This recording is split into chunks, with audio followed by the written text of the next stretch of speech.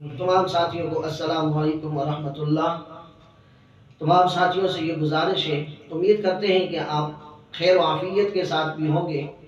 एक बात ये रखें जहन में कि हमारे इस चैनल से जो आपको वीडियोस आप तक पहुंचती हैं या दीनी मालूमात आप तक पहुंचती हैं, कोई मसला मसाइल आप तक पहुंचते हैं, उम्मीद करते हैं कि आपको अच्छे भी लगते होंगे, आप मोहब्बत भी रखते हैं। तो ये एक काम ज़रूर कीजिएगा कि वीडियो सुनने के बाद उसको लाइक भी ज़रूर कीजिए और आगे अपने दोस्तों तक शेयर भी ज़रूर कीजिए। और अगर आपके जहन में कोई ऐसा सवाल हो, कोई भी आपका मसला हो, कमेंट में ज़रूर लिख दीजिएगा ताकि आइंदा चलकर हम उसका भी जवाब दे सकें। और अगर आपके किसी दोस्त ने हमारे चैनल को सब्सक्राइब नहीं किया, आपके भाई ने, घर में किसी ने, तो आप उसके चैनल भी ज़रूर सब्सक्राइब करें। अल्लाह ताला आपको जज़ाए खैर अता फरमाए।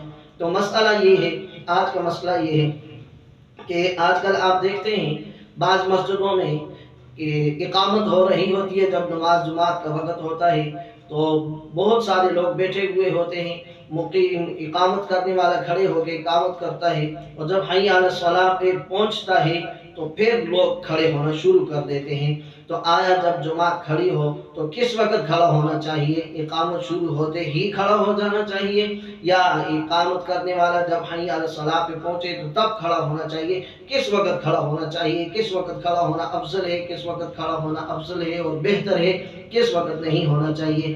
तो ये बात, इसका जवाब आसान भी है। पहले एक बात जहन में रखें, यहाँ दो चीज़ें हैं।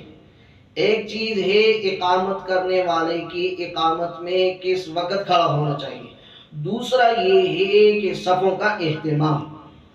तो आजकल माशरे में आप देखते हैं कि इस सफ़ों के एहतिमाम में बहुत ज़्यादा लापरवाही की जा रही है, बहुत ज़्यादा लापरवाही की जा रही है।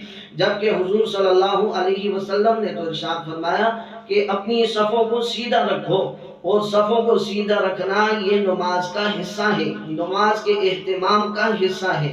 तो जो नमाज के एहतिमाम का हिस्सा है वो ज़्यादा ज़रूरी है इस बात से कि किस वक़्त खड़ा होया जाए या किस वक़्त खड़ा न होया जाए। हाँ, वो मुस्तहब है, अच्छा अमल है कि हय्या अला सलाह पे खड़ा हो जाए। उसका मतलब ये है कि हय्या अला सलाह से पहले पहले खड़े हो जाओ, ये आखिरी हद है, आखिरी किनारा हय्या अला सलाह है कि इसके बाद कोई खड़ा ना हो, यानी इसके बाद कोई बैठा हुआ न रहे, इससे पहले पहले सारे खड़े हो जाओ।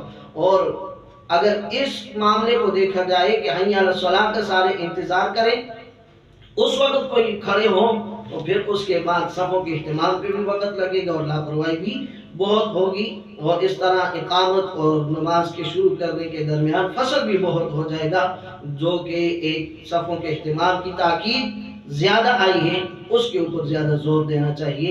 अल्लाह समझने की तौफीक अता फरमाए।